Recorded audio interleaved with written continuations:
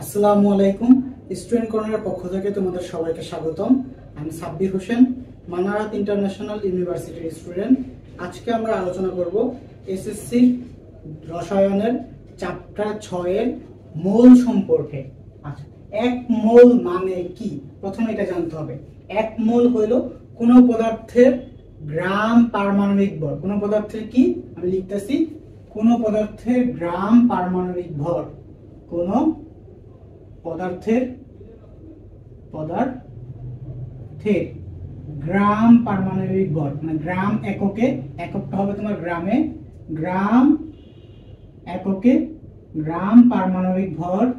পারমাণবিক মৌলের ক্ষেত্রে পারমাণবিক ভর, কোন পদার্থের গ্রাম পারমাণবিক ভর অথবা গ্রাম আণবিক ভর। যৌগের ক্ষেত্রে তোমার কি আসবে? গ্রাম আণবিক ভর। আণবিক ভর কোন পদার্থের গ্রাম পারমাণবিক ভর অথবা গ্রাম আণবিক ভরকে এক মোল বলা হয়। এক মোল বলা হয়। কোন পদার্থের গ্রাম পারমাণবিক ভর অথবা গ্রাম আণবিক ভরকে এক মোল বলা হয়। আচ্ছা, এটার মানে কি? এটার মানে দেখো, একটা মৌল নিলাম, সাপোজ তোমাদের সবার পরিচিত সুপরিচিত কার্বন যদি নেই, আমি যদি বলি এক মোল কার্বন, এক মোল কার্বন।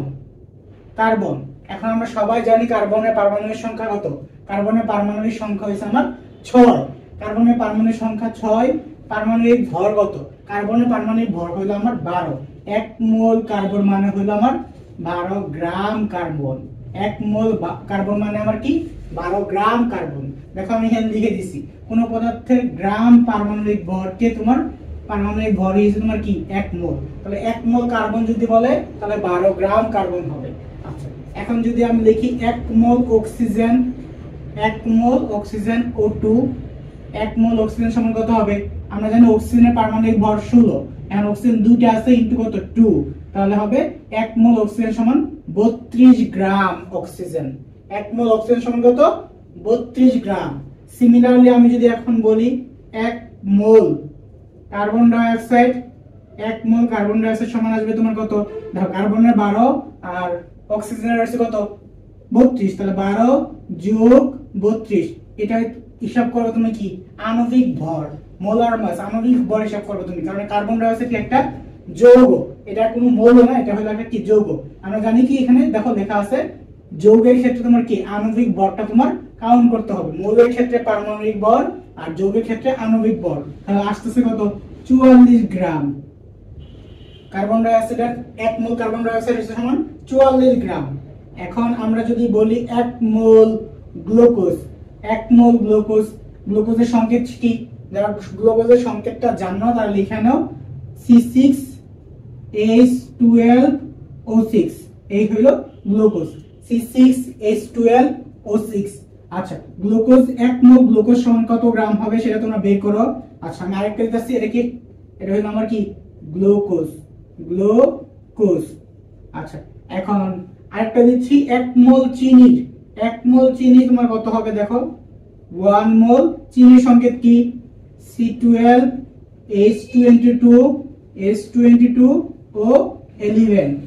এক মোল চিনি, দেখো তোমার এক মোল চিনি সমান কত গ্রাম আসে এটাও বের করো। কিভাবে বের করবা? দেখো এখানে কার্বন কয়টা আছে?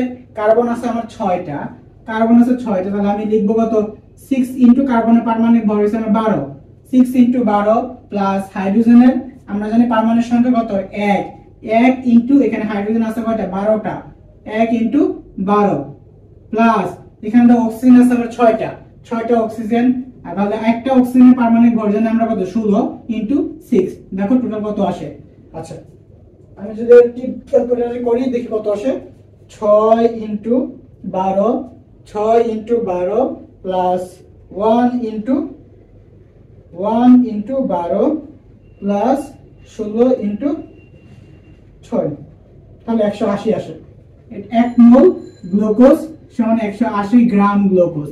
এক মোল গ্লুকোজ সমান 180 গ্রাম গ্লুকোজ। সিমিলারলি যদি আমি চিনিটা করি তাহলে কি আসে দেখি। চিনিটা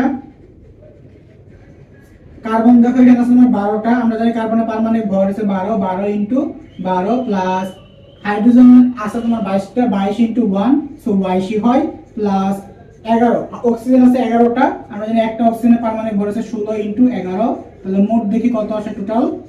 আচ্ছা 12 ইনটু 12 প্লাস 22 প্লাস 16 ইনটু 11, তাহলে আমার আসে 342। তাহলে 1 মোল চিনি সমান 342 গ্রাম। 1 মোল চিনি সমান 342 গ্রাম। আশা করি তোমরা বুঝতে পারছো। দেখো আমি আবার বলতেছি, 1 মোল মানে কি, কোন পদার্থের গ্রাম পারমাণবিক ভর অথবা গ্রাম আণবিক ভরকে আমার 1 মোল বলা হয়। 1 মোল কার্বন সমান কত? 12 গ্রাম কার্বন। 1 মোল অক্সিজেন সমান কত? 32 গ্রাম অক্সিজেন। 1 মোল তোমার কার্বন ডাই অক্সাইড সমান কত? 44 গ্রাম কার্বন ডাই অক্সাইড। 1 মোল গ্লুকোজ সমান কত? 180 গ্রাম গ্লুকোজ। 1 মোল চিনি সমান হচ্ছে আমার 342 গ্রাম চিনি। আচ্ছা এখন তোমরা এটা করে রাখবা, C17 H35 COO Na। 1 মোল সাবানের 1 মোল সাবান সমান কত গ্রাম, এটা তোমরা করে রাখবা। 1 মোল সাবান সমান কত গ্রাম, এটা তোমাদের এক্সাম্পল থাকলো, এটা তোমরা করে রাখবা। আজকে এই পর্যন্তই। নেক্সট ক্লাসে আমরা অণু পরমাণু নিয়ে আলোচনা করব। ততক্ষণ ভালো থেকো। আসসালামু আলাইকুম।